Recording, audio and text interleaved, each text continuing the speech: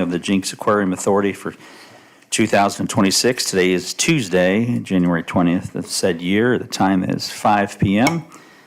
We can call to order. Mr. Macy, please. Murray. Here. Abel. Here. Montgomery. Here. Brown. Here. Morris. Here. Blackburn. Here. Chair Box. Here. Tonight's general business. Item number 1 is the consideration and appropriate action relating to a request for approval of our consent agenda. If anyone has any items in the consent they'd like to pull for further review, you may do that at this point. If no, we can entertain a motion for approval for item 1. I move to approve. Second. Thank you, gentlemen. We have proper motion and second. Item 1, let's roll call, please. Murray. Yes. Abel. Yes. Montgomery. Yes. Brown. Yes. Morris. Yes. Blackburn. Yes. Chair Box. Yes, sir. Item 2, we can pull as a result. Moving on to item 3, which will be a discussion of the authority's fund balances, investment policies, and employee benefits. Mr. Shroud, good evening, sir. Chair and all members of the authority, I know that I've had a discussion with several members of this body regarding the retirement benefits that we provide to JAA employees. And I think that it really all starts with the existing fund balances that the JAA holds. And so before you is kind of a summary of the existing JAA fund balances, our investment policies, and then our existing retirement benefit. So the current JAA fund balance has just under $10 million in cash and short-term investments. In the JAA operating account, Fund 90, the aquarium has $5 million in cash, $3 million in treasury bills at a 3.5% APY, and $700,000 in money market account. In the insurance and risk management account, Fund 91, we have $260,000 in cash. And in the JAA OAF special account, Fund 92, we have $900,000 in a money market account. I just actually need to take a second.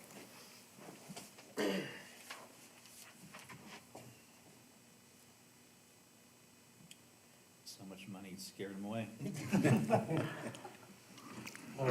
Remind me, Fund 91. I know every year we put a little bit in that. What is the purpose of that? Actually, it's just been accumulated, because we looked at that earlier, and that, it is, because I was like, we haven't even the money market, or was it all in cash? It's just been drawn in there. I haven't seen any activity last. Yeah, but it has something to do with. Are we self-insured? Is it contingencies or? Are we self-insured? That's what I can't remember, what the original, because it's always been there since I've been here. And I couldn't remember what its purpose was. Was it to cover our deductible or what? I don't know. It might be, although. How much is it? 260,000. I thought at the time our deductible was $100,000, but by now. Yeah, because looking at the history of it earlier, go back several years, yeah, it's slowly increased over time. So we do have outside coverage, so that would be a co-pay deductible type situation. Yeah, that makes sense. That'd be interesting. Do we have a policy or a requirement in place to maintain a minimum balance? Well, And I that- know every year it's a line item in the budget Yeah. that. Has it grown? Several thousands of dollars go to it every year in the budget. And I know I knew 10 years ago what it was for, but I don't remember now. Does it earn interest? Yes. Okay.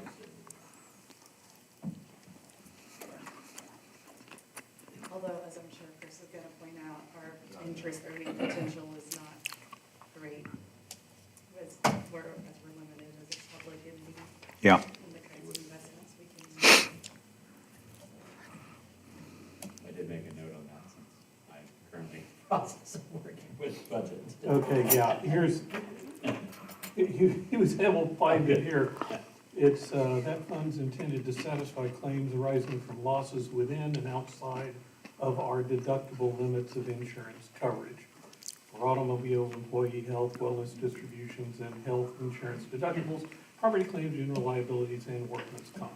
Yeah. So it's just been growing every time. I'm just shocked you had that in there. Me too. I'm impressed. Are either of you well-versed in the pension option discussion down at the bottom of the page, or do you want to sit here and I'll juggle and show you one of my many other talents? Maybe even finish this Well, cookie a before couple of Chris gets things- back. A couple of things, just as a comment. Okay, if you total everything up, that's a little under $10 million. But I would also point out historically, the fund balance is also kind of our backstop. If you remember when COVID hit, we were able to keep all the employees working. We were able to reopen fairly easily later on, working within all the new rules. Well, it was the fund balance that allowed us to do that. If we had not had that, we would have had to have taken very different actions.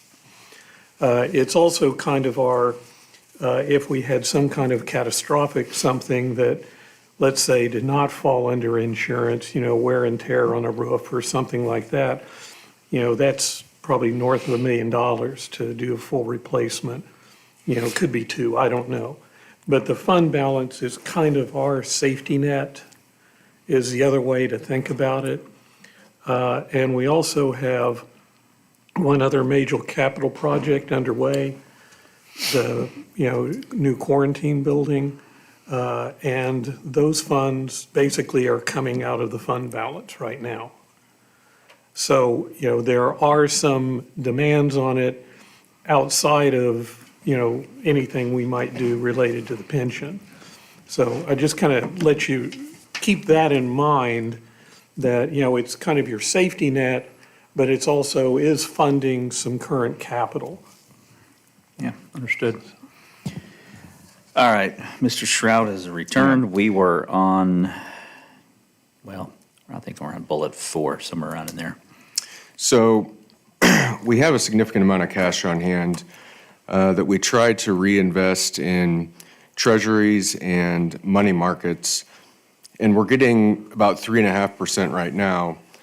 But historically, we, over the last 10 years, have probably averaged 1% to 2% in CDs and in money markets. And so I've been looking for at least a decade since I've been here.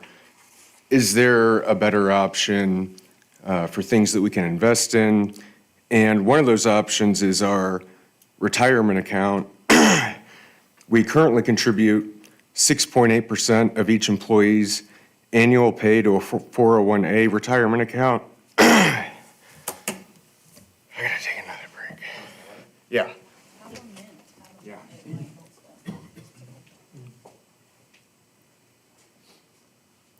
Turmeric, ginger, honey, lemon juice. You're up. Share a recipe with us. Did you, you want to continue where you were going, or? No? Okay. No, I was done. I mean, I'm just Yeah. giving you a little bit more of a historic perspective, because in the old days, basically, our safety net was the same. Yeah. So I guess I had a couple questions. One is, what is the annual cost of the 401K now? If you're assuming you're going to save that money and you're going to reinvest it or reallocate it through a pension plan, right? Is it the same 6.8%?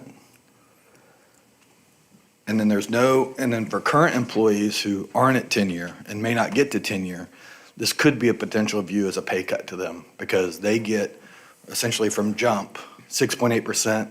They get it if they leave 6 months later, 2 years later, 5 years later, 9 years later.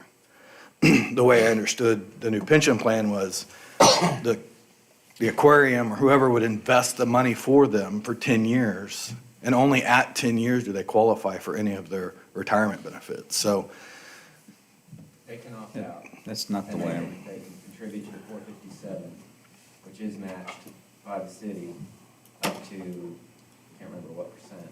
3%. Okay, so 3%. And they can also, if they want to do the pension, I believe if they leave short, there's one of two things that can happen. One, if they're going to another, job that has a VOIA pension, that basically, it continues on with that next job.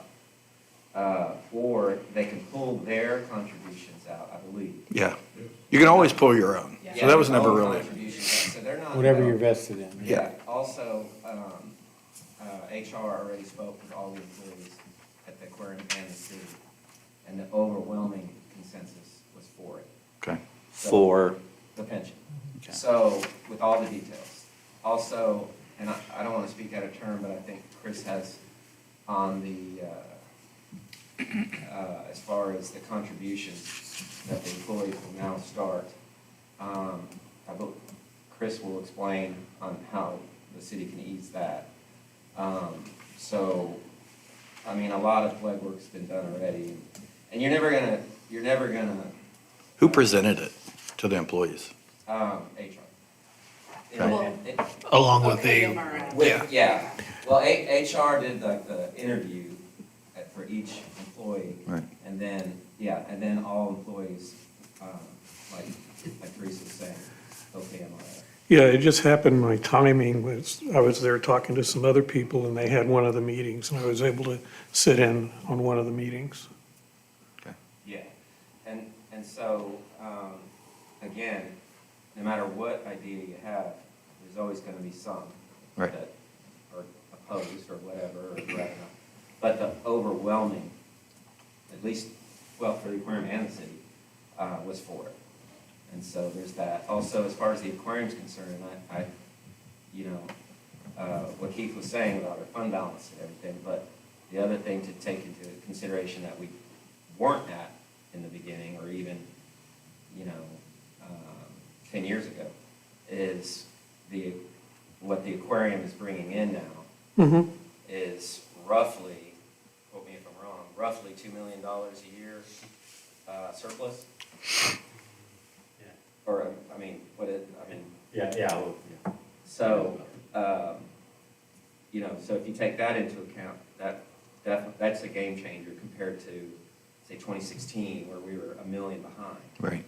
I don't think 2016, this would be anywhere even nearly discussed, because there is liability for the 10-year that's got, if I'm not mistaken, gets paid up front, right? We have an option, we can either, and Mike can, or. Yeah, He the- can explain it better. I'll give- Either finance it out, or we can pay it. Yeah, roughly there are two ways you can fund it. One is you basically lump sum fund it with some amount of money coming out of our fund balance.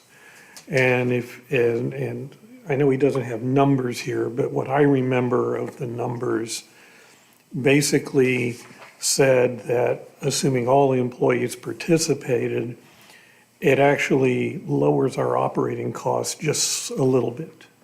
Not like $1 million or something, but to the tune of something, I want to say 50, 70, 80,000 a year, roughly.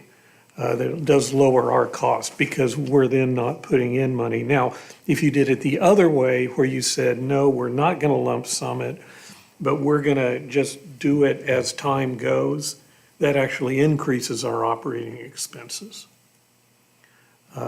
And it was a fair amount, as I remember. And so it's like, I read here, it says $2 million would come out of JAA to fund. Well, that's the suggestion I Right. think he had, and I mean, the actual number varies a little bit depending on how many years service and this, that, and the other.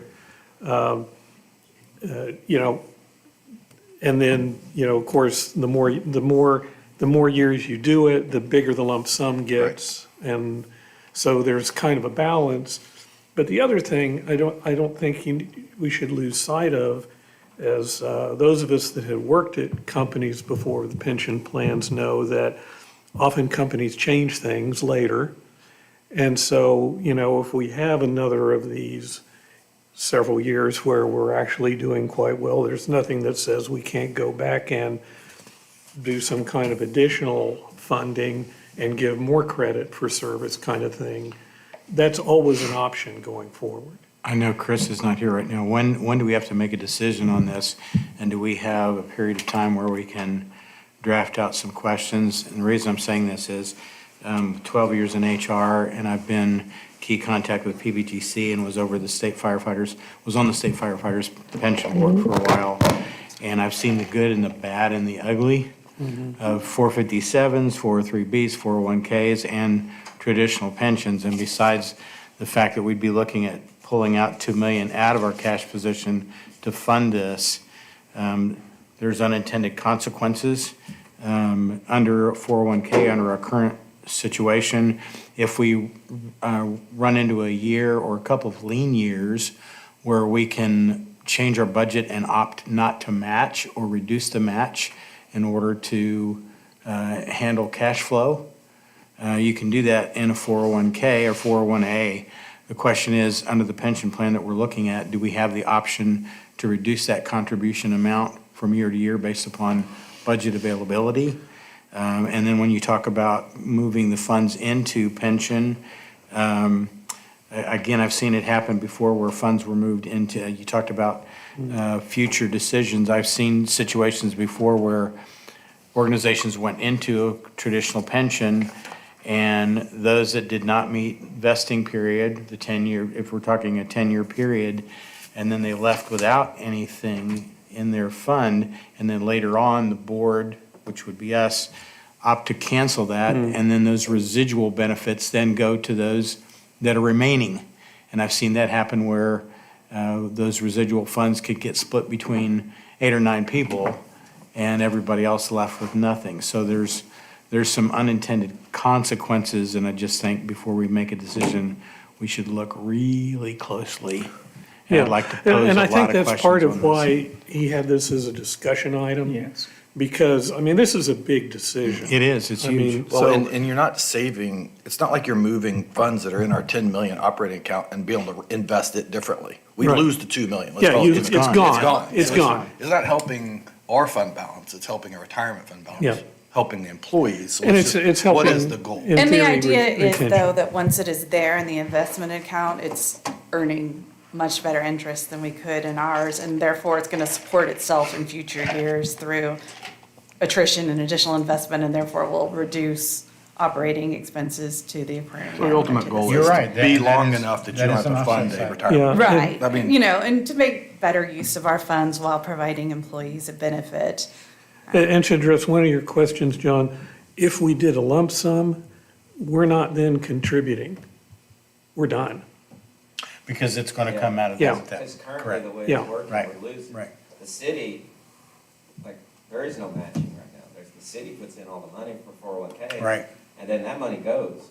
And Yeah. somebody, works for a year or two, and they take that with them. But that is a Right. benefit, right, to come, it's a 6%, 7% Yeah. benefit Yeah. to be here, to be an employee of the aquarium or the city, and then you're gonna take that away.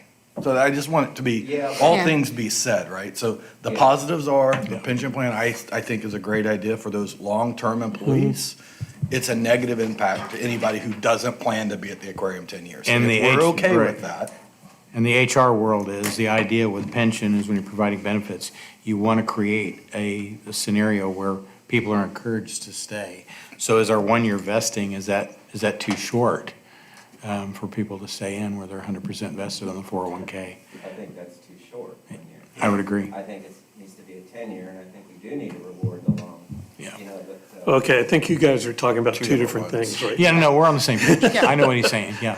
I The think idea is to when you, incentivize long-term, yes, incentivizing. Yeah. as when well you- as to incentivize employees to invest in their own Right. retirement, which we don't do right now. But 10 years can be too long, though, as well, because things happen, people get sick, families move on.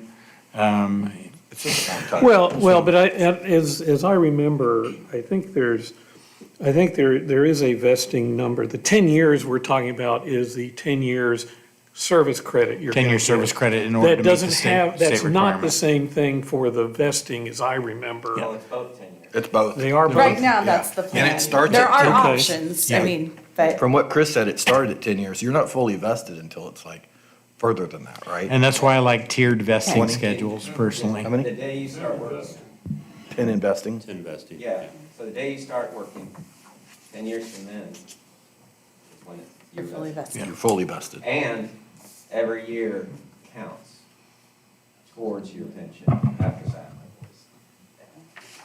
So And- like if you work for 20 years, you have 20 years as part of the equation. If you work for 30 years, you have 30 years as part of the equation. And right now, the proposed time plan is that this is a discussion item to give you a chance to ask all of your questions and to think about which way you would go as far as pre-funding or not. And then the idea would be that next month, we would bring the action items to be effective March 1st. So JAA would actually vote at their meeting in February and City Council and JPWA. Do we have a current report on the OMRF to see how it's performing? I know the state firefighters pension fund was the strongest in I'm the sure we do. state for a long time. It is a very strong, Yeah. secure fund. They have really good stats, and I don't know if one of you know those, Unfortunately, but we're kind of throwing the ball around, but Chris is, I mean, he's got it pretty mapped out. So a lot of these questions, I think, will be answered. yeah, they are not operating, it's not, there's no unfunded liability through the OKMRF. I mean, it adds to the strength of our fund in that way. They have a separate authority over that. Yeah, I was thinking, yeah. Thank you. It's a trust. A trust, okay. I was sick all. In your estimation, what was the plan to make a decision on this at the next GAA meeting? Next JAA Okay. meeting. And what discussions will be had between now, tonight, and then to kind of ensure that I mean, I'd be interested to know, do the employees support this? So, yeah, so HR. I don't want to get a every phone single- call from somebody scraping algae that, Yeah. well, then So- Kenny never asked me, why? Well, because I scrape algae. So- Well, somebody's got to do it, and they're very important, so I want to make sure Yeah. you're representing your people and that Oh, you, yeah. at every level of accountability here. It's overwhelmingly important. Yeah. And like I said, HR went to every single employee to interview and to say, hey, is this something? that Did you guys board- gather data on those interviews? Kedra does. Okay. HR. And I think she's planning to be at the Yeah. Okay. at the action meeting, but you can call her, we can schedule informational meetings if you need And to. it was overwhelmingly positive, even with newer employees. So I don't think I think it'll help our recruitment more than it'll Okay. hurt our recruitment. So, yeah, so I don't think that is the factor. Okay. Mr. And, Mason? and what brought all this on was Chris Yeah, looked disregard. at, employees that have been here a very long time, like myself, or Glenna, or a lot of people. And when you look at our retirements, our 401K, we got about 2 years worth to live on. So, I mean, there really isn't a retirement. But I mean, that shouldn't be the reason. I mean, nothing personal, Kenny, but we shouldn't be taking 2 million out of the aquarium for poor investment choices or retirement choices for the staff that have been there 30 years. And I've seen that as well. So, Yeah. I get both sides. it. Yeah, I I'm just- get it. Yeah, I'm and- trying to- I I'm trying to think look at Chris both will sides tell of you it. his first thought was the financial health of the organization. Yeah. And the Yeah. city Yeah. and He's not leaning hard. not letting our Right, right. reserves just sit there and But it's- It's what essentially spurred the lose money. conversation. But it's just because we not, aren't it's even not making reinvesting interest our for- reserves. It's not reinvesting our reserves, it's reallocating. And so to start the conversation and say we've got all this money in cash that we're not getting any return on, moving 2 million out isn't helping that position. It's not, we're not gonna get, if he No, goes and it's not makes awakening the financial 15% on that stability. $2 million in the future, every year from that point forward, it doesn't help the aquarium that still lost 2 million, right? So I was trying to get all the conversation out there that. Well, and I think the It's- goal tonight was to have the discussion, get the questions so that we can get all the information that we need to come back. And the way that I looked at this, and it's a extremely touchy subject because I've been looking at it for years and it has a huge impact on, 75 people's lives. And I was looking at it, though, I have to look at it from the aquarium's perspective, not the employee. And what is best for the organization, and the way that I looked at it was, if, yes, the money moves out of the aquarium bank account or the money market or the treasury bill, but it moves into an organization that has a conservative estimated return of 7% a year. So you put 2 million, you put 4 million in a fund that is generating 7%, when the best we can do is maybe 4%, Tomatoes, tomatoes, right? One's our operating account, But- one's a retirement account. Correct, but then it gets to what operationally we have to contribute to the employee's retirement. So right now, we've, for the last 30 years, have contributed 6.8%. Right. And I would assume that we're going to continue to contribute 6.8% unless we were to do something like this or something different. And so that's why I have it, just in today's dollars, using this, the 6.8%, it would cost $5.5 million over a 30-year period. And that's where, if you fully fund a pension, it reduces that operational amount that the JAA has to contribute. And so if the JAA were to fund, the 10 years, it would be 4.6, because that percentage that the JAA would have to be put in would go from 6.8, which we do now, to 5.6. And if we were to fund unlimited service, it would go down to 2.76% which would be about $75,000 versus $200,000. And so over a 30-year time, that operational cost would be 2.2 million. So again, the proposal then, what we're looking at, we're doing basically catch-up with the proposed amount of $2 million, but there still would be some type of matching moving forward. Well, 5.8%. yes, the JAA would be either 5.6 or 2.7, and the employee, either way, would be contributing 5.25%. And again, the percentage that you're talking about, again, we're locked into that when we go into that? Or do we have the option in a lean year to say, we can only fund 2% this year? Because you do have that option under 401K, 401A, 403B.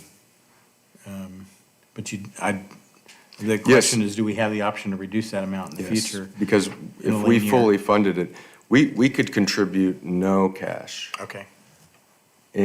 But the operational impact would be, we would have to contribute more than 6.8% operationally every single year to make up the difference, because we'd have an unfunded pension plan. But we're not required to do the 6.8% under our current plan. We No, can still- No, we can still reduce it if we have a lean year fiscally. and we've had lean years. We've, The 6.8% is our decision, that's what we want to fund at, because we've not wanted to reduce it, and we've clearly been blessed with the revenue. I wouldn't and say the earnings. blessed. I mean, I'd say that there's been a ton of hard work Yeah, and changes sure. that have been made over the last 10 years to get us from a net position in 2016 of 4 million to a net position of 13 million in 2024. So, You're part of the blessing, Chris. well, it's Kenny and his team. I think, For sure. The man goes to church 5 times a week, so forgive him if he uses the word blessing. but, Lucky, how Yeah, I about mean- that? and so if you fully fund a plan and it's, generating 7%, we could actually have a plan that's more than fully funded, and the operational expense could go down to zero. Mr. Blackburn, do you have a concern? What is the primary concern? If I'm hearing you correctly, we pulled $2.2 million out of a fund that's earning 3.5%, and now we have less, $2.2 million currently not earning 2.5%, 3.5%. Yeah, it's gone, right? Okay. You spent it, you've allocated it. It's gone. Yeah. But what about the upside of what that money's now doing at its new Yeah, destination? it's in a retirement account for the employees. But Yeah. It's not an operating, it's not part of our operating money. So it wasn't that we're spending 2 million.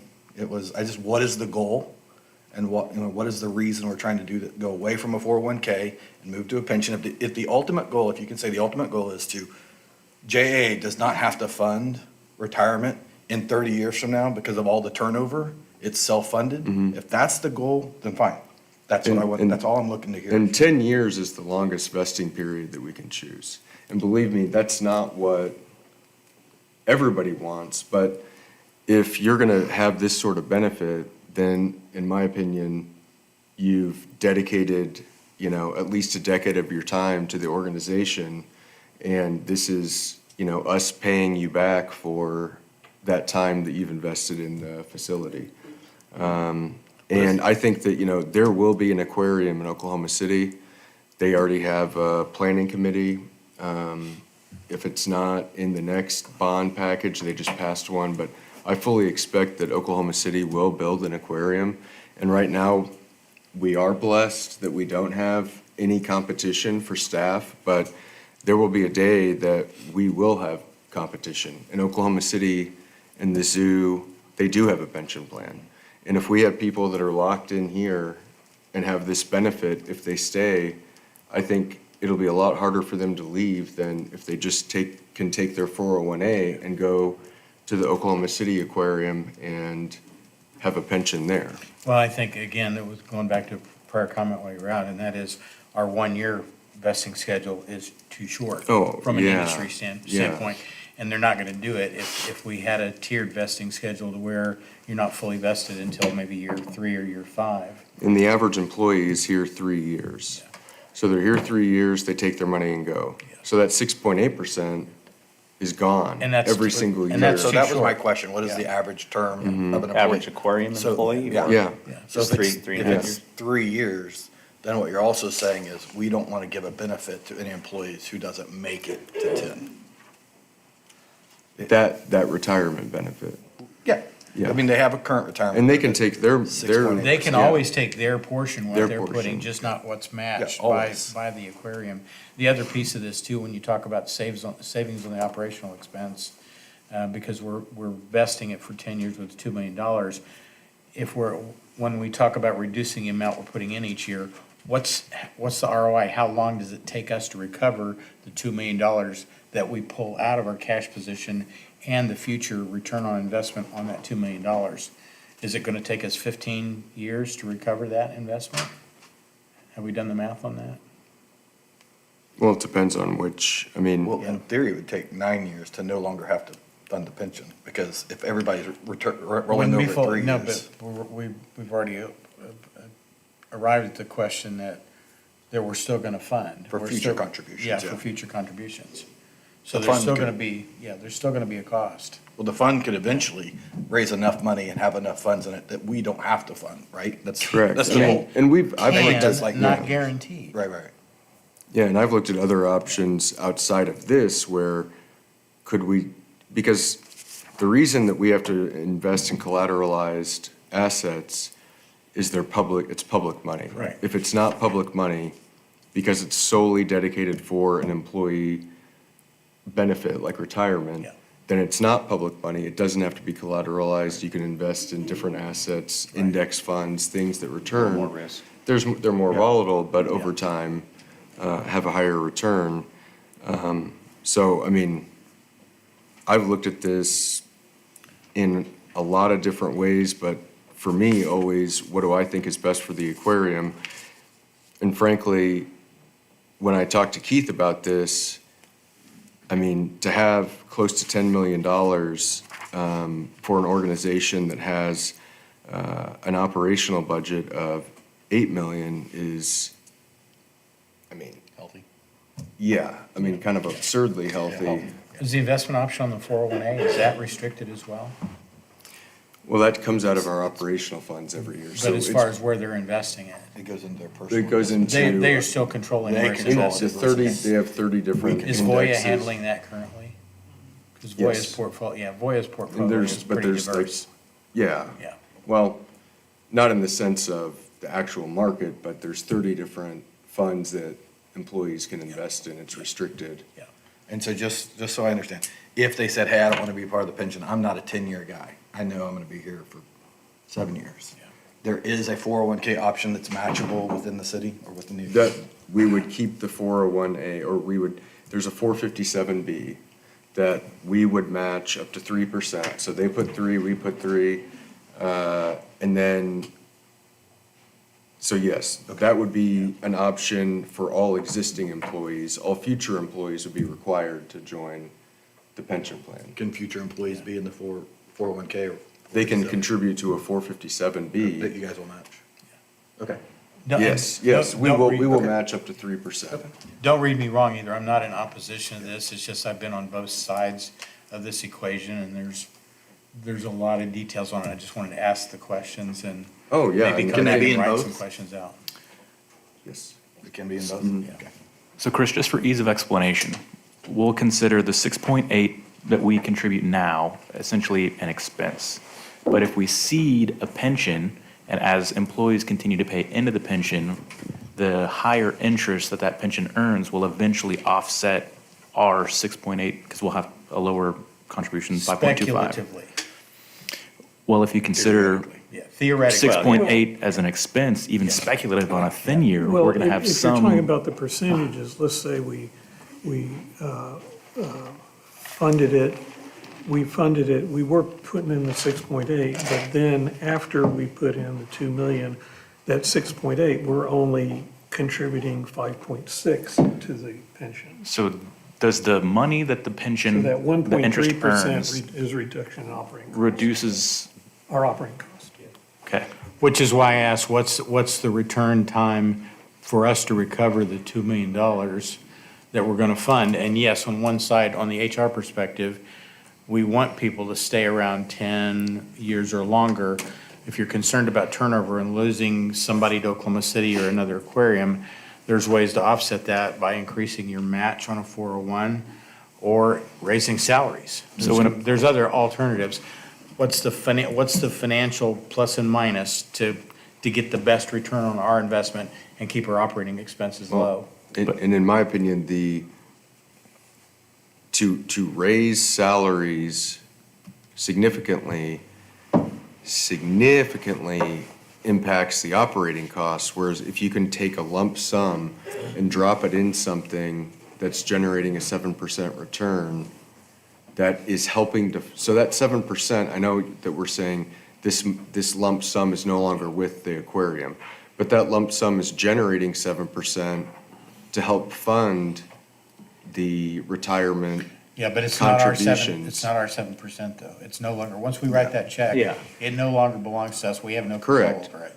I think, Well, but if it's returning 7%, is impacting the amount operationally that the aquarium has to fund. Agreed. Then, and that question is how long does it take us to recover the $2 million that we've invested to reduce the operating expense? Because if you're saving 2% per year, how many years does it take to recover that based upon the number of employees then that will choose to go into the pension plan? Which, again, these are questions that we don't know because we don't know how many are going to want to go in and say, yeah, I'm willing to take a reduction in my salary in order to fund my pension. Or those that say, I can't afford it, and if you're not gonna do a traditional 401 match, I may just opt out and then not have a pension, not have a 401 retirement right. or a pension. And some will do that, and some will hurt themselves by that. And that's why ideally this would be happening at the same time as a new budget cycle where Yeah. we would be increasing pay by, an 5%. an equal amount. And so Yeah. the employee wouldn't feel anything. We can still do that if we do this in the middle of the budget year. We can make that adjustment to employees' pay through an action of this. Yeah, it's, Body, like I but- said, I'm not in opposition to it, and no disrespect to HR, but like I said, I've seen these things run through, and I've seen the good, the bad, and the ugly, and I think we need to have the opportunity to ask a lot of questions. yeah, that's- And write them out, and maybe get a little bit more detail than just a Well, that- half-page summary. And that's the purpose of this, is Yeah. basically like, this is the beginning of the conversation. Yeah. I would agree, and, I think pulling $2 million out, it's no longer earning money for us, we'll call it us. But the bottom line, the future success of the aquarium is based on people. And these are people that I think we all love, and making an investment in those people, even though it's outside, it's now their money and not public money that we're entrusted with, is probably a good investment for us. And I'm not voting on this right now, obviously. I would agree with the last comment, Mayor, Trustee John just said, can't remember it, whatever meeting we're at. I agree. The way my brain works with all these numbers, because now we have scrambled eggs in our head, the summary doesn't really work. I think we need to see this as option one, here's where the money goes, here's the downside potentially, option two, and then if we can have a compromise in the middle. I would also suggest that we schedule some time to talk about this without a quorum. And if we don't have a quorum of council members, then I would encourage, let's invite Councilor Short as a backup. I think he's I experienced would here. like to have Kevin in that discussion somehow as well. Yeah, so we 'Cause can have He's gonna a, know what we're talking about. we can have a non-quorum meeting. Non-quorum. Yeah, you walked in on a money discussion, you're about 5 minutes too late, but that would be my suggestion. But I think ultimately it sounds on the surface that your people, who are the most important part of this discussion, are widely in favor of this. But I get your point. There's people that are gonna retire from the aquarium and they will be broke in 2 months. There are people who make a lot of money who will be broke 2 months after they retire. There's people that I know that make a good living who will never be able to retire. None of those things can we really be concerned with? I don't think legally we can even allow our hearts to go there. There are some people who will just spend all their paychecks, and there's some that I'm shocked that don't take advantage of that 6% match or whatever the case may be. I think the ultimate thing is we move as many people as we can to pension, and whatever that backup option is for those that are literally saying, sir, Kenny, I love you, man, but I'm moving here, and as soon as my wife retires, we're opening up a bed and breakfast in Oklahoma City, and I'm not going to work for you anymore. So I'm going to go with option B. Thank you for the option. That's the only reason I'm choosing to work for you, is because you gave me a backup plan. If there is a backup plan, or if there isn't, I think that's worthy of some more discussion. But we've all, even Keith, with some of our pay raises, there's always been the contingency that the aquarium has to perform, right? We've always kind of worked that into the mix. We just can't keep paying people more money if the organization that they support every day continues to fail. So, but I like Chris's line of thinking on this. I don't think we've ever really had him recommend anything to us that wasn't for the overall greater benefit. True. But you're right, you're sucking 2.2 million out of the equation. And if the people don't object to it, that's who we represent. Yeah, is the aquarium thriving in 30 years from now? That's what we care about. Yeah, and I think directionally, this is the right kind of thing to be talking about. I mean, because I do think, as Chris mentioned, that retention, this, I think, is a good thing related to retention. And we face competition and are going to face more as time goes on. Because we've been successful and people notice that. Yeah. Did you have anything else on your mind, or you got everything out? We covered it all while you were out. Good. I'm glad. Any other questions from the trustees for Mr. Short? I mean, Mr. Shrout. Sorry. Mr. Shrout. You're using the I'm force. trying to be professional and entitled. I can't get it right. For Christopher. I think, Yes, ma'am. my one question is, so would it be two separate votes that we would be looking at in the future? Because I'm seeing here, we would essentially back pay, I don't even know if that's the right word, back pay 10 years, right, to, fund balance existing employees. But then there's another option that says fund unlimited service. So would that be two separate items, or? I think that based on how our discussions go after this meeting, there would just probably be one recommendation. Okay. How do you propose we have these discussions outside of a quorum going forward? I mean, the three of them and three of us, what do you? We can have a couple Yeah. Well, I would say meetings. email change is pretty good, but Yeah. Chris doesn't like email, so. Well, we can have a couple informational Yeah. in-person meetings. You all can get the first and second option so we can make sure we don't Yeah. Yeah. exceed a quorum. You live in Jenks, right? I'm here enough to. Shame, That's shame. why I'm- Shame, shame, shame. How many do we have that are, With the succession plan too. Pardon me? I think this will help with the succession plan as well. Yeah. For the aquarium. Because as it sits, without it, everybody's gonna work until so old and they'll all drop dead or kill at the same time. Well, how many people do we have that are over 10 years? do you have the Vice Mayor wanted to know, how many employees do you think you have that have more than 10 years of service? I'd have to count it up. I already knew the number, but it's probably somewhere. 10 to 15? Yeah, but you gotta also take into account the people who have 7 years in that have absolutely no interest leaving. Yeah. That are super excited as well, so, but when you add those in, you're probably looking at, more than half of the employees of the aquarium. And the reality is, our aquarium is very unique for this kind of thing, because aquariums generally are not a money maker. They're usually in debt all the time. And, we designed this aquarium, number one, to save, over $10 million when we built it. And I think that should be taken into consideration, because there's no sensationalism of that. That's just a fact. And then the aquarium that we built operates on an extremely low operating budget, which is unheard of. So any other aquarium directors, when they find out our operating budget, they're like, wow, we spend that just on salt or something, So the fact that we are, and again, things can change, right? We can go into a depression or whatever, but just in general, for a nonprofit to be making the surplus consistently that we're making is pretty unheard of. And so the legacy of the aquarium moving forward is aquarium that, number one, has a relatively low debt service for an aquarium. I mean, you can't build an aquarium now for less than $100 million. It's just not happening. Oklahoma City's gonna know that, if they don't already. But also, you're not gonna find too many aquariums that are designed to have such a low operating budget. So I'm just saying, take those things into consideration too. Last call.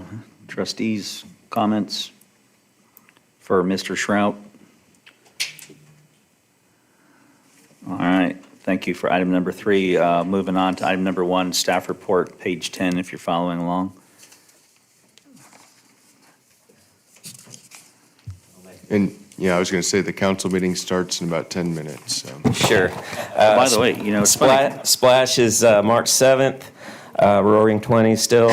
Our attendance, it's still really early for this month, the start of the new year, but we are definitely ahead of 2025. We have a new marketing specialist, Sherry Boudreau, which I love her last name. And our Facebook views are up 30%, followers are up 170%, content interaction is up 5%.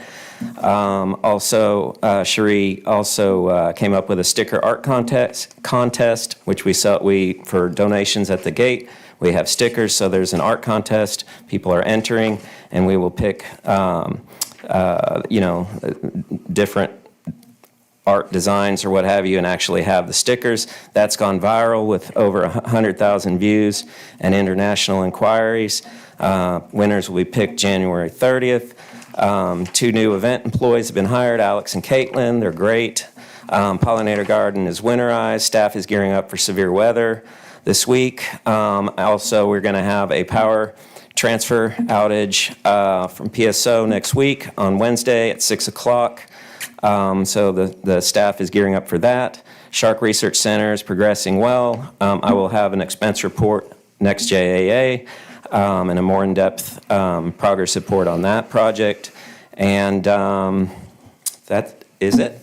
Thank you. Just a quick question. When you mentioned power outage, in the event this weather that we're looking at, that's coming ahead, if we have an extensive power outage, are we set up for backup power generation? Oh, yeah. Okay. Yeah, we have backup power on all crucial. I assume Not that- enough to open the facility for guests, but everything to But in protect all our environmental collection. controls, Yeah, yeah. yeah, and those are all they get regular tested and all that, but we're going to do, again, testing this week, probably twice, and then next week, we're going to do more testing.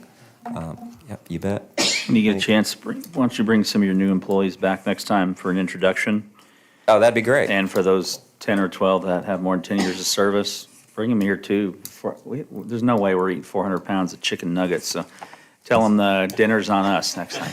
Okay, sounds good. Unfair? Yeah, yeah, thank you. Any questions for Mr. Alexopoulos before he leaves? All right. Seeing none, thank you, sir. Thank y'all. That being said, the time is 5:50 PM. We are adjourned. Thank you for your service.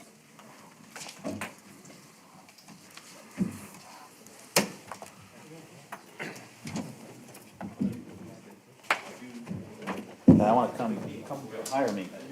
I want to come work and get in the car when you're retirement like.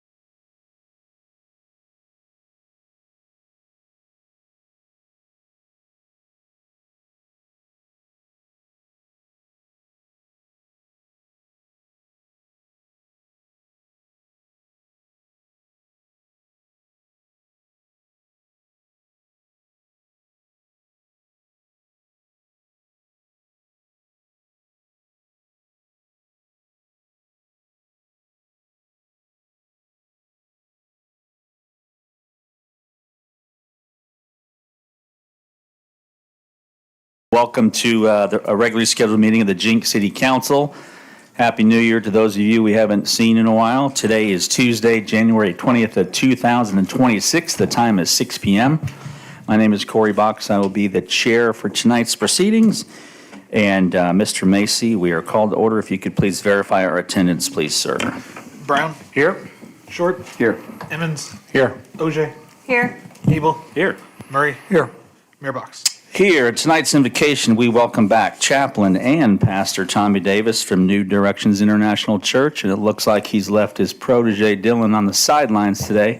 You doing all right, Dylan? You good? Don't lie to me.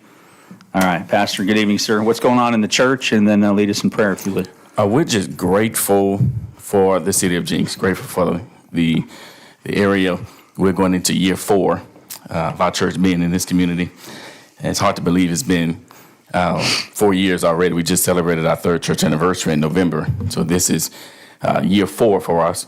And our 4th church anniversary will be in November. But we're just grateful for this community, for the support that you guys have given to us. And so on behalf of NDI, I say thank you for all of the support that you give in allowing me to stand here on a regular basis to give the invocation at our council meetings. And so we are just humbly grateful for the support that you guys give to us. And so, again, on behalf of our church, we just say thank you. Do me a quick favor. Tell the public who's watching, the thousands and thousands watching at home, where you're located and your service times. We're located on 111 South 3rd Street here in Jenks, right next to the KFC that is no longer there. I'm still grieving the closure of that KFC. I'm still heartbroken, Marseille, by that closure, but we're located right next to the KFC. There's a First Christian Church Jenks. There's a First Christian Church Jenks on the corner there.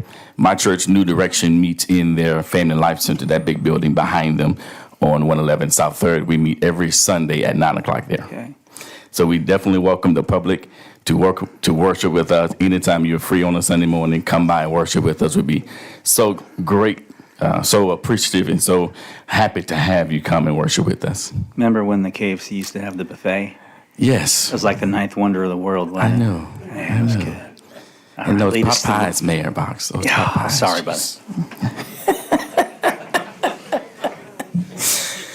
Absolutely. Let us pray. Let us pray. Again, thank you, Mayor and the council, for allowing me this privilege tonight. Father, we're grateful for another year. Thank you, God, for allowing us to see 2026. You have so many great things in store for Jenks this year. You have only begun with all of the great things you have in store for this city. Thank you in advance, Father, for what you're getting ready to do. Thank you for what you've already done. And we thank you for what you're doing right now.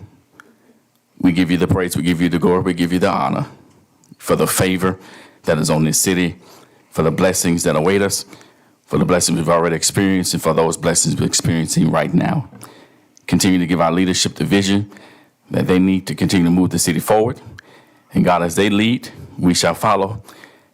And we thank you, God, for what you're doing with them as leaders here and for what you're doing in this city overall. In Jesus' name, amen. Amen. Thank you, Pastor. Yes, sir. Guys, please join me in honoring our United States flag. I pledge allegiance to the flag of the United States of America and to the republic for which it stands, one nation, under God, indivisible, with liberty and justice for all.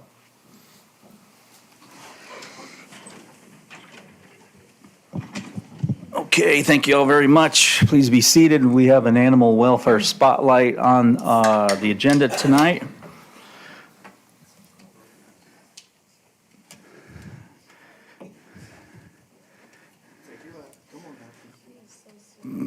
Like the Price is Right. Absolutely. All righty. Good Good evening, evening, sir. everyone. Mayor, New Year. members of the council. Appreciate this opportunity as always. If you guys don't know me, I'm ACO McDaniel with Jenks Animal Control, Jenks Animal Welfare. Tonight, I've got my little friend Ryder. We've had old Ryder for about a month. She's approximately 10 months old now. She's a healer pit mix, so we are speculating. We found out that she's done very well with people. She does very well with other pups. She was recently spayed about 2 weeks ago. So she just kind of finished up her healing process, her recovery process. She literally just got her cone off yesterday. So we were able to kind of test her out today. Her and one of our newest intakes, Darlin, who is what would you call Darlin? I know she doesn't like you, but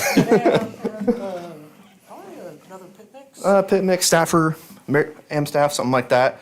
Super sweet pup, but her and her get along very, very well. She's warmed up to us very well. Actually, Officer Spinner is very familiar with her. She was actually abandoned at Woodland West about a month ago as her owner just couldn't really afford the bill for her.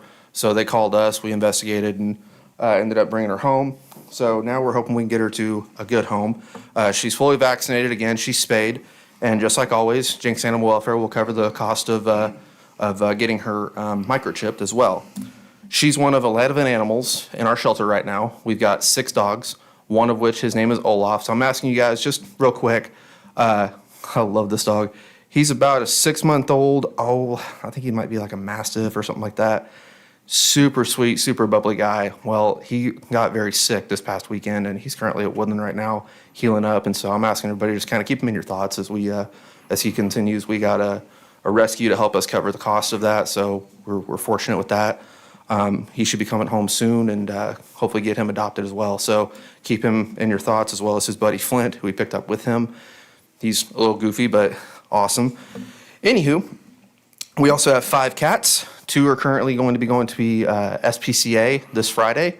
The other 3 are a little bit questionable. We're looking at maybe getting those as barn cats or sending those to Sand Springs. We're not sure if they're necessarily feral or if they're just very, very scared. We're still trying to feel them out.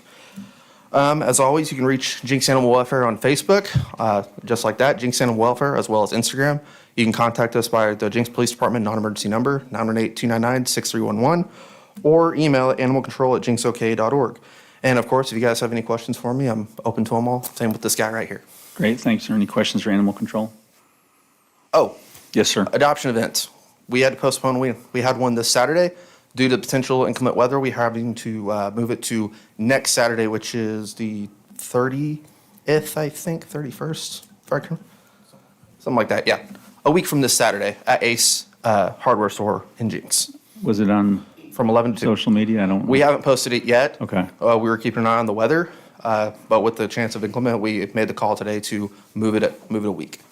So we should be good. We should be getting that posted here very soon. Yeah, get out there so we can share it. Yes, sir. Thank you. So we appreciate it. Good luck to you, Ryder. Come on, sweetie. Thank you very much, gentlemen.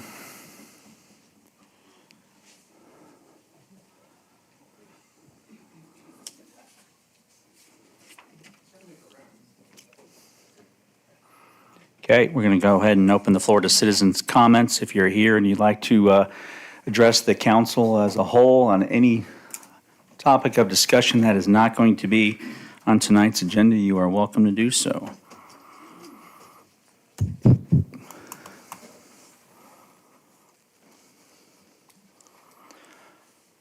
Seeing as there's none, we will close the floor to citizens' comments. Thank you guys very much. We're going to move on to tonight's general business. Item number 1 is the consideration and appropriate action relating to a request for approval of our consent agenda. I'd like to go ahead and make a motion that we pull item C for a little bit of discussion, which I will set some ground rules on that for a moment. If I could have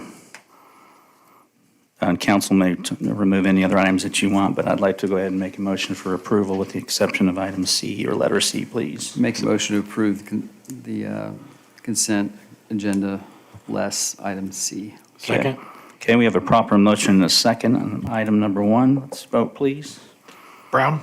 Yes. Short? Yes. Emmons? Yes. OJ? Yes. Abel? Yes. Murray? Yes. Mayor Box? Yes, going on to item number 2, we'll discuss, item C is the approval of Plat 25-20. It's a preliminary plat for the hideaway. The general location has been a half-mile south of 131st and a half-mile west of Harvard. I'll start by saying we have a number of emails from our residents, and I appreciate that. A favor to ask, and 90% of the times when council get these emails, it's on the very same Tuesday of a council meeting probably an hour or two before. Not always the case, but it's sometimes very difficult for most of us that are probably still at work. So kind of a general public request would be if we could get ahead of those a little bit faster, or even give a phone call to me first. It really helps us draw our attention to what those needs are. So what my decision is to talk about this, and I will say this, typically preliminary plats across the board, all across this, not only the county, but the state of Oklahoma, don't get a terrible amount of eyes shining on them because they are preliminary in nature. There will be more steps in the process to discuss this, so they're almost always included in the consent agenda. I understand some of you probably were disappointed that it was not pulled from the consent agenda in the Planning Commission. Whether you like it or not, that is pretty much a standard, and I don't think any cities really deviate from that. But for the effort of simply rewarding you for the fact that you are communicating effectively, I thought we would go ahead and give a couple minutes to talk about it today. What we don't have here today is any engineers of record related to hydrology or anything else, and there's nobody up here that's qualified to talk or debate or even give opinions on the movement of water, which is why we very seldom, if ever, talk about the movement of water outside of the recommendations we receive from engineering. But that being said, we probably will not have a back and forth between residents and council. What I would like to do is invite Mr. Kyle Johnson. Thank you for your communication earlier, and I'd like to invite you to come forward, sir, if you are here. We're going to give you 3, 4, a little bit of latitude, and if you could just give us a summary of your primary concerns, and then at that point, we'll even let the applicant address some of those. So the goal here is the council is not going to address your concerns because we don't have the ability to necessarily do that. But we'd love to hear from you guys. And then I think if the applicant is here and he'd like to offer some rebuttal or some discussion, we can do that as well. So, sir, if you could, full name, last name, address for the record, and which homeowners association you represent. Happy New Year to you. Happy New Year to you all as well. Thank you for having me. You're very welcome. My name is Kyle Johnson. I live at 2076 East 136th Street. I'm going to check my watch and see what time it is because I think I spoke a little long last time I came and talked to you guys. This is not a Broken Arrow Moss discussion, so just. I'll leave that one in the chamber until next time. Thank you for letting me know. I do serve as the president of the Torrey Lakes Homeowners Association. We have been involved in this process throughout the whole time. Thank you, Brendan. That would have been very helpful last time. We were very involved in this process throughout. We first met with the applicant back in June. We've attended every meeting. We've submitted comments for every meeting. We've spoken at every meeting that we were allowed to. Basically for us, I'm advocating here tonight on behalf of the 140 lot owners of our neighborhood. There are other residents that are here from adjacent HOAs that have similar concerns. I won't speak on behalf of them, but I have spoken to them outside of the meetings through emails and texts and phone calls. So we all share similar concerns. Two main concerns that we have are traffic and our water drainage. I'm not an engineer. I work for a nonprofit. I spend most of my time chasing around my 4-year-old daughter. I don't spend a lot of time reading city codes. I couldn't tell you what PUD stood for until about 6 months ago. So the things that I bring to you guys from a neighbor perspective, things that concern us being next to a development like this. Traffic being one. There are 3 access points to the neighborhood. All of them go through existing neighborhoods. Each of those neighborhoods obviously has their own reason for being concerned with that, whether it's construction traffic, whether it's children being allowed to play, safely in their areas without excess traffic coming through to make it to another neighborhood. Some are also concerned about the utilities, things like that, damaging existing lines, those vehicles traveling on our streets. The other big concern that several of our neighbors have is water flow. Obviously, we're not going to speak on that tonight. I know that, but that is why we have been so involved in this process. The squeaky wheel gets the grease. If we're not here advocating for ourselves and talking about things that are important to us, I don't expect you guys to know what's important to me. So that's why I'm here tonight. That's why I will continue to be a part of this process. Happy to answer any questions, happy to be a part of any solutions that are available. But we'll continue to advocate for our neighborhood and for the other HOAs as well. I'm going to give you guys 43 seconds back, so please Reclaiming my enjoy your time, belated reclaiming Christmas my time. gift. Thank you for allowing me to come up. I have a question Look for forward you. to the discussion. Yes, sir. In your estimation specifically for your homeowner association, you mentioned traffic and water. Which of the two is the primary concern? Yes. Which of those two would be your primary concern? It depends on which side of the neighborhood I'm representing at the time. There are several people that live in the back of the neighborhood where the traffic is going to intersect with their street. I think that have very major concerns. There are several residents of that area that bought in the back of that neighborhood strictly for lower traffic, small families, younger kids, things like that want to be able to safely ride their bike and don't want to have to worry about somebody coming through at 60 miles an hour and taking a curve and not watching where they're going. But I like I said, both are serious concerns. I don't want to say that only one is, or that one is bigger than the other, but that's probably the one that I've heard the most from our residents is traffic. Thank you. And apart from the fact that you represent Tory, you did disclose that you've had conversations with the other HOAs. Do you feel that what you've just presented to us is the same concerns the other two neighborhoods might have? Largely so, yes. Okay. And since you mentioned it, and this is kind of how some of us got involved in being on this council, if you want to be part of solutions, I haven't read all of it yet. If you have solutions, if there's a good idea here that we don't know about, because we're just your neighbors too. We have no special education to help us figure out a better way for ingress and egress. Let us know what they are, because we rely on these people to give us the best possible product that's the safest and best for the neighborhood. And sometimes we get it wrong. So if there's a solution out there, call us, bring it to our attention. But I really appreciate your communication style. Thanks for bringing it to our attention. And I can assure you that because it's preliminary plat, we're going to vote on it tonight.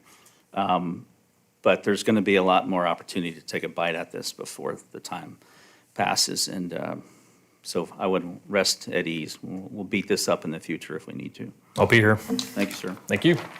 Mr. Enyart, if you'd like, the floor is yours. Happy New Year to you, sir.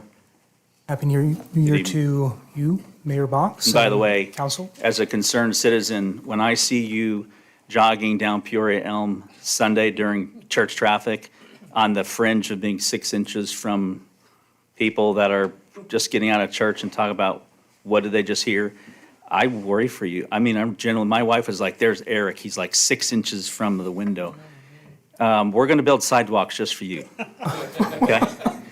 They're going to be sometime in the future. They're probably delayed. But I can't wait for the day where I see you going up and down that road on a sidewalk. I'm excited for the sidewalks and trails and the new plan that you're putting together for the excess land along the Creek Turnpike. And I appreciate all that you do for our city. Thank you, sir. Eric Enyart with Tanner Consulting at 5323 South Lewis Avenue in Tulsa. And you may recall we did go through the PUD and rezoning process about 6 months ago, give or take. Am sensitive to and appreciate the concerns that have been raised, and we're familiar with this. These types of things come up pretty much with every project, because every project typically has homeowners or property owners on any side that are reasonably concerned about the unknown. This is our specialty. This is what we do for a living, our profession. We put together development plans. We do all the engineering, all the hydrology. We work with the local jurisdictions and make sure that all of our plans meet all of the requirements for development to make sure we don't have any adverse impact. The preliminary plat is basically an overall layout or a roadmap for the general design of the subdivision. It is kind of early and preliminary, but this does give us validation that the overall layout will work, and it gives us something to engineer to design to. We don't really get into the heavy lifting of the hydrology hydraulics, things like that, until we know that we have something that is validated. If you have any specific questions for me, I will do my best to answer those. No, I don't think we had any questions tonight. I just think what I want to make sure happen, and I told staff today, whether it's Mr. Bartell or Mrs. Pinks or whoever it is where these emails are coming from, our commitment, our responsibility is to make sure when they email that they get timely responses. So I'm asking you if you could do the same. We need the highest level of customer service. This is the last piece of land, right? It's landlocked? Yeah, in that little quadrant, yeah, this is it. So we got to get it right. And, I appreciate all of you guys who are communicating effectively. Thank you so much. But yeah, I didn't want to get into back and forth. I mean, I will give the council the respect. If you have a question, you can, but I didn't think we wanted to get into, there's no, water discussions aren't our specialty, but thank you very much. Appreciate the good customer service. Thank you all Thank for your you. time.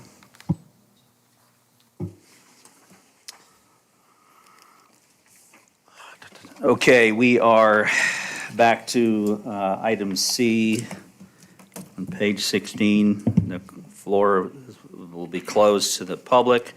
Come back to council. Any internal discussion on item C? Speak now or forever hold your peace. If not, we can entertain a motion to approve the preliminary plat as presented. I make a motion to approve the preliminary plat 25-20 as presented. Second. Thank you. We have a proper motion and a second for item C. Number one, item C, approval of plat 25-20. Let's vote, please. Brown. Yes? Short. Yes. Emmons. Yes. OJ. Yes. Abel. Yes. Murray. No. Mayor Box. Yes. All right, moving on to item number 3. It's ordinance number 1679, which is an ordinance amending Chapter 16, Article 3, which is called our Base District Specific Standards. Article 5 is Use-Specific Standards. And Article 11, Definitions to amend food truck regulations, repealing all ordinances or parts thereof in conflict, and providing for severability and declaring emergency. For those of you in the public that reached out to me about the food truck issue, let the record reflect, I did try to call you back and your phones went to voicemail. We are on page 28. Is this you, Mrs. Hilton? Yes, sir. Thought that was pretty funny. I called you right back. Good evening. Good evening, City ma'am. Council, good evening, Mayor.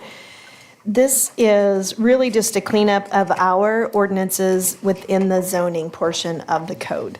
And we'll come back to you in the next couple of weeks and look at a different section, Article 5, and look at what we're allowing. But basically, there was an ordinance passed, House Bill 2459, that primarily regulates, requires regulation of food trucks through the state health department, and really put a lot of restrictions on what municipalities can do, what they can't do, and how they are permitted moving forward. So I put the Midwest City information. They had sent out a little slideshow, and I think our city attorney had attended this conference where they spoke about it. I included it in your packet. There are a lot of pages of information starting on page 50. It tells you what municipalities can do.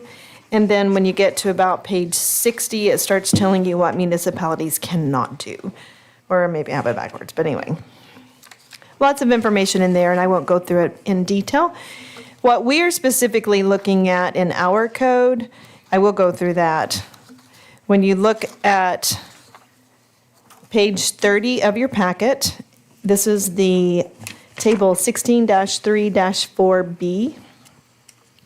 And we're removing food trucks and their supplemental additional regulations. So that whole line has a line through it, so that goes away.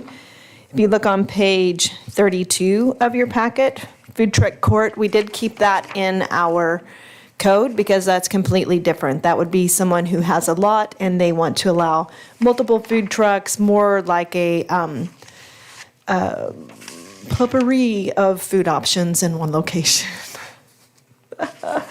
Page 33, under temporary uses for non-residential, that line will be struck in the code.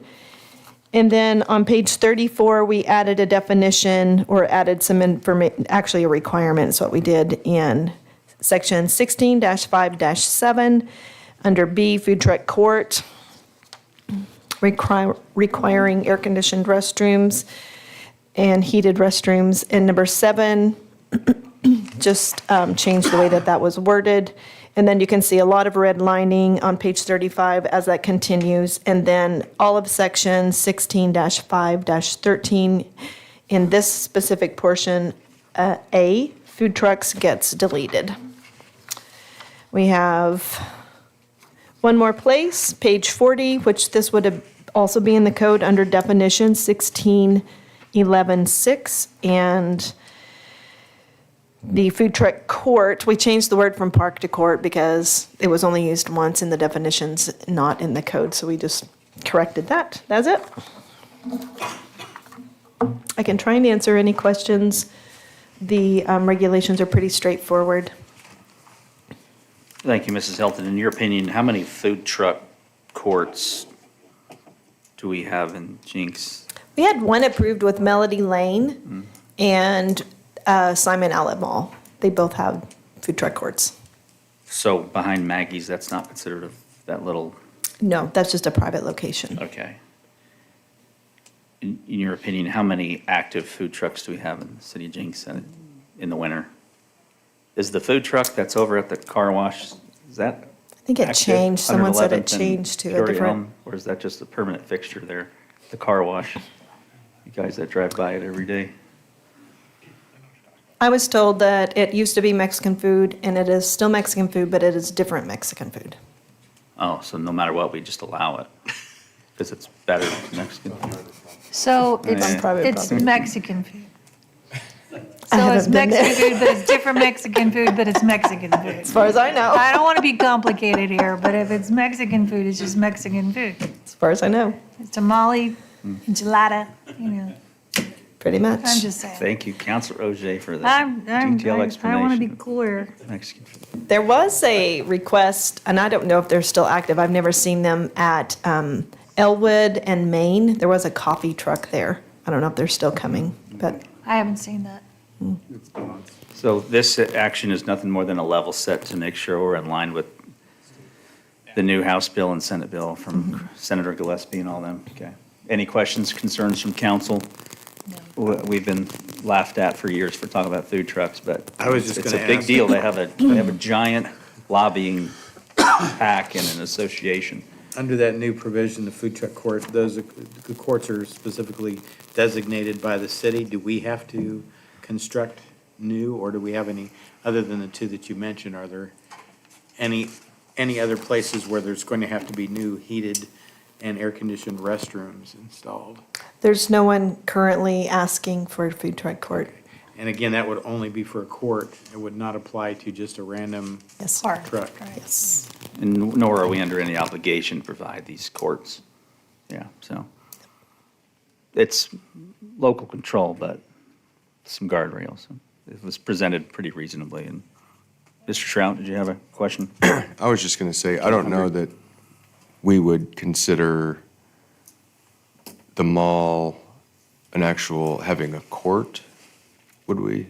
Or they'd have locations? Because when I think of the court in our requirements, I can see what slightly you're saying. different than, if it was just, I think of a court as you have a piece of property and there's the sole kind of use is the food trucks versus it as a kind of ancillary use. Sure.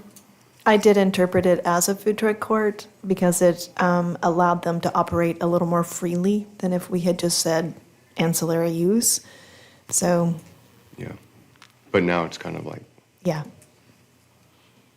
It's probably a reasonable Welcome. expectation that Simon's food truck courts will dissolve over time as the restaurants move in. So. Any other questions, comments from council as related to food truck ordinance? Okay, thank you, Mrs. Hilton. In the spirit of keeping things wide open, anyone from the public want to talk about our food truck ordinance? You may. Anybody from the Food Truck Alliance? Did you get your question answered, Mrs. Montgomery? Thank you very much. Looks like if there's no further questions on this item, we can entertain a motion. Motion that we accept ordinance 1679 and the ordinance amending chapter 16, article 3. Second? Thank you. We have a proper motion and a second on item 3, ordinance 1679. Let's vote, please. Brown, Yes? Short, Yes. Emmons, Yes. Ogier, Yes. Abel, Yes. Murray, Yes. Mayor Box. Yes, assuming there's no objection from the public for the passing of the emergency clause for item number 4. I'll make a motion that we pass the. No objection from the public. I can entertain a motion on the emergency clause for item 4, please. Make a motion that we pass the emergency clause for ordinance 1679. Second. Thank you. We have a proper motion and a second on the emergency clause item 4. Let's vote, please. Brown, Yes? Short, Yes. Emmons, Yes. Ogier, Yes. Abel, Yes. Murray, Yes. Mayor Box. Yes. Okay, moving on to item number 5 is a downtown shared waste screening pilot program. This is a pilot program for shared screened waste enclosures in the downtown core area, authorizing limited administrative relief from the Unified Development Ordinance screening requirements. Woo. We are on page 70 if you are following along, and we welcome back Mrs. Hilton for a riveting discussion on the beautification of garbage cans. Thank you. This is actually very exciting. I'm sure you will get excited about it before it's all said and done. Because we are really looking forward to getting some dedicated space. So this helps clean up the alley. It really is genuinely a beautification project where we're saying in the future, if you park behind a building, you have access from parking off of A Street or parking off of Aquarium Place, and you need to walk through that parking onto Main Street. Just giving those trash receptacles a dedicated space where they can all rest. And so we are on the south side. This one will happen quicker than the north side. The south side will be similar to the screening that we've had. So before the hive was torn down, there were horizontal wooden planks that screened the trash. And then also in the alley for quite a while, the city has maintained screening behind the buildings on Main Street. So we want to take that same concept and build an enclosure where all of the trash receptacles can be maintained. We've already spoken to American Waste, and so our businesses are very excited about it. They've actually requested it multiple times. It would include space for their grease containers, for their linen storage, because you have linen companies dropping clean linens off that goes to the door, but their dirty linens, as they're dirtied every evening, they go to a linen receptacle. Also includes waste. So very excited, and we'll probably be able to add some planters once we get that portion dedicated. The biggest thing was the code. When we updated the code, I think it's really important to recognize that we have asked our business owners to provide screening that is similar to the buildings that they are adjacent to. And in the downtown core, there's very limited space to even have screening, period. So doing this collective screening area seems to be the path that the public wants to go, and we're really excited about it. So before just saying yes, we came to you all to say, hey, we'd like to do this pilot program, and in order to do that, we need a waiver, so to speak, from these elements of the code. And I've highlighted those, and as you know, they will be coming soon. We'll send you photos. You'll be so excited when you see them. Make sure you know exactly where it is. Thank you, Mrs. Hilton. Any questions from the council on my right? Mr. Brown? So this will be on private property then, or public property? This one's going to be the southern one will be on private property. Nope, public was what I mean. It's our private property. It's the Hive parking lot parking lot, okay. is where it will be. So one of the other, I will say this before we move on, one of the other issues that we have with the actual code, that is, it says that the enclosure doors cannot face any public right-of-way. Well, in an alley behind Main Street, it's impossible, right? Because that's where they collect the trash and that's the direction that they need it to be. So that was what the one of the other exceptions. On the north side, it will probably be on private property because most of them, the only space available is private property. We don't, except for far to the east. So follow-up question then, if it's going to be on public property on the Hive, public safety, do we have any cameras monitoring that particular area? If there's going to be linens? Although the linens exist now. They keep them in a There's lockbox, I receptacle that's think. in a lockbox.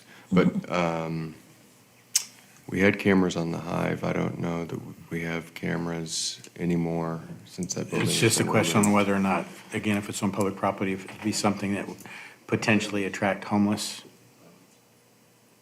Just a question. The gates have the ability to be locked, and if that's something that we agree is important, then it could happen maybe, but there would be, everybody using them. So we're asking everyone along between First and Second Street to use them, so that's a lot of people to hand out the code to. Are you willing to proceed through the pilot, duration of the pilot without security and kind of play it by ear? And if there is an issue, I'm sure the relationship we have with all the building owners, I'm sure we could put a camera up on the high side of. I will defer to Councilman Murray as to whether or not he thinks that could be an issue from a public safety standpoint. Craig, are people going to steal the trash? Not so much stealing, but I'm sure Yeah. they will be contributing more than anything else. And if it overflows, then it's going to be landing on the ground or outside of the container area. I don't know, and I just say wait and see, but it may be a case of we have to wait and see if we're going to have an issue before we have to jump ship and do something with cameras and things. Not saying that it might not happen, quite possible, but hopefully not. Thank you, Mr. Murray. Any other questions from council on my right? My left? Mr. Short? This technicality, but is this, from a funding perspective, is this possibly a JAA type product, or does this have to be, since it's public, have to be through the city budget? It could be a JAA project. I'd recommend it be a JAA project and then really leverage the JAA for the beautification, the planters and those kind of things. You recommend we do it now from JADA funds or wait till the pilot and institute JADA, assuming we decided to move forward? I think we can do this through the pilot this Yeah, way. okay. But I'm thinking more long-term, kind of the planters, the beautification, I think is really something we could kind of leverage JADA for. Do we need to have that Accept- on an agenda Yes. with Jada? No, not, depending on what the amount of money we're talking about with this specific. Right. I don't think we're going to bust the budget on this. There's just one location for now, right? There's one, we have a couple of locations in mind, so we'll move pretty quickly on the north side as well. We've actually had as much demand on the north side, really wanting to clean up that alley as well. So we just got to nail down the location. Do you suspect that the Hive location will be wood slat or will be masonry? It will be slats, horizontal slats that match what's there, except I talked to the Public Works Director, Mr. Parsons, and right now we'll make it so that you cannot see through it. So it'll be, on the outside, it'll look what's there, but on the inside, it'll have the other plank so that you can't actually see through it. I guess my only thought, because I don't know where you plan on putting it, but our long-term plans for that lot were currently temporary parking, and then hopefully something that generates revenue for the taxpayers of Jenks. So I wouldn't go overboard on the construction just to have it find out that it's in the way a year from now. I would ask that you guys keep that in mind, that We have. if we can pick it up and move it without The- minimal cost. And It requires bollards on the inside also. Where we're looking is at the far east end of the parking lot. That's where the waste management company said is best, so that they're not hitting power lines, so that they're not interfering with other circulation. So that's towards the AT&T building. And it would take up a space and a half, Yeah. maybe, of, so it's okay. And my last question, we did confer, you alluded to the fact that you've had conversations with the Downtown Merchants Association. Everybody's on board? I did not say Downtown Merchants Association. Well, downtown merchants. Yeah, the I have downtown heard merchants. from many Okay. merchants. Okay, so they're supportive of this. Ultimately, we For will, the most this, getting your blessing Yeah. first, and then going in very detailed organizational methods to talk to them individually. Very well, thank you. Last call, any questions, comments for Mrs. Hilton on item number 5? Very well, thank you very much. Make a motion, we approve Administrative Relief Section 16-6-4 on the Downtown Shared Waste Screening Pilot Program. Second. Second. Thank you, we have a proper motion and a second on item 5. Let's vote, please. Brown, Yes. Short, Yes. Emmons, Yes. Ogier, Yes. Abel, Yes. Murray, Yes. Mayor Box. Yes, thank you. Item 6, potential executive session under 25 OS 307D3 to discuss the potential lease of the softball facility at Park West. Can I hear a motion for, I'll make a motion to attend, executive session. Second. thank you both. Proper motion is second. Vote, please. Brown, Yes. Short, Yes. Emmons, Yeah. Ogier, Yes. Abel, Yes. Murray, Yes. Mayor Box. Yes, thank you. The time is 6:45. We will return as soon as possible.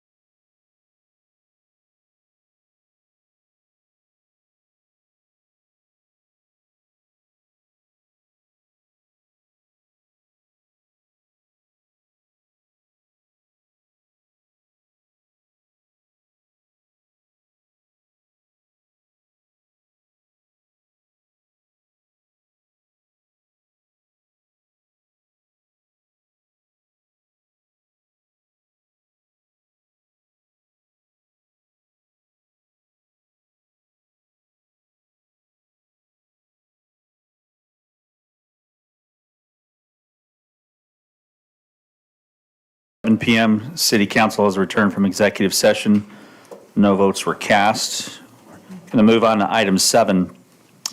Recognize Brain Keys Management LLC as the successful proposer under the request for proposals for the lease and operation of softball facilities at Park West, and direct staff to negotiate and prepare proposed leases. Mrs. Nolan, good evening, ma'am. Good evening, Mayor, members of council. The city issued a request for proposals for the lease of the city's softball facilities at Park West. A few months ago, we had one respondent, and that was Brain Keys Management LLC. Staff has reviewed the proposal and recommends that council essentially name Brain Keys Management LLC as a successful proposer, and that you direct staff to negotiate the lease and contract with the proposer. This isn't actually a final award, approving a final contract. We will negotiate a contract and bring that back for approval. And this is just for the softball fields. Separate entities have the baseball facility as well as the football facility. Oh, thank you, Mrs. Nolan. Last call, questions for Mrs. Nolan from council, am I right? Questions on my left? All right, thank you very much. Thank you, Mrs. Nolan, appreciate it. Need a motion? Yes, sir. I make a motion that we accept the proposal presented by Brain Keys Management LLC and the staff negotiate a contract. Second. Thank you, gentlemen. We have proper motion and a second on item 7. Let's vote, please. Brown? Yes. Short? Yes. Emmons? Yes. OJ? Yes. Abel? Yes. Murray? Yes. Mayor Box? Yes. Other business, item number 1, Mr. Shrout, City Manager's Report. Mayor and all members of council, the January sales and use tax check was the largest check received in the city's history. The sales tax collection check was 24% more than the same month last year. The use tax collection check was 2% more.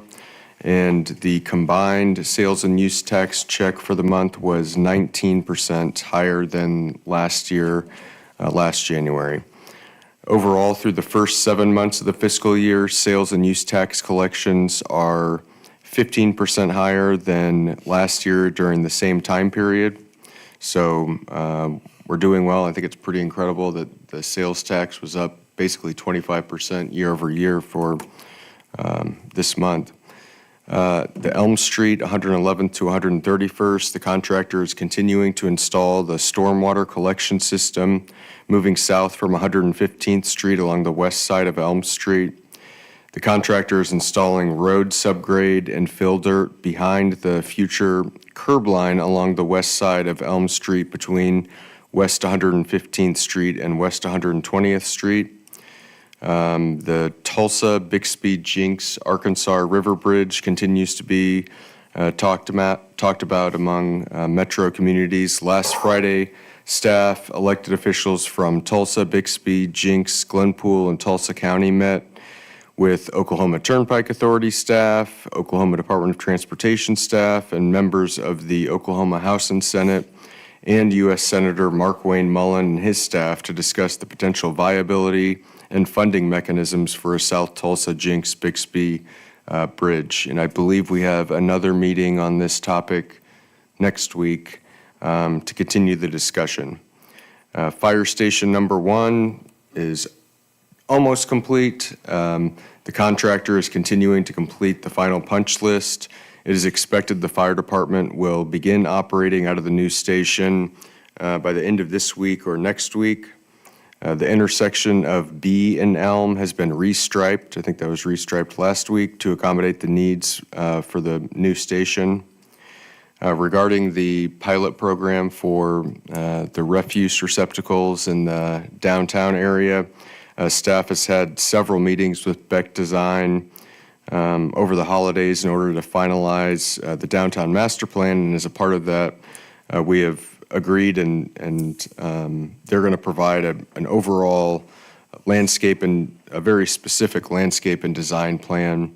And we hope to have that within the next 4 weeks. And I think that as we talked about with the refuse receptacle screening, we will work to identify JAA funds to fund those improvements both really aesthetic improvements downtown.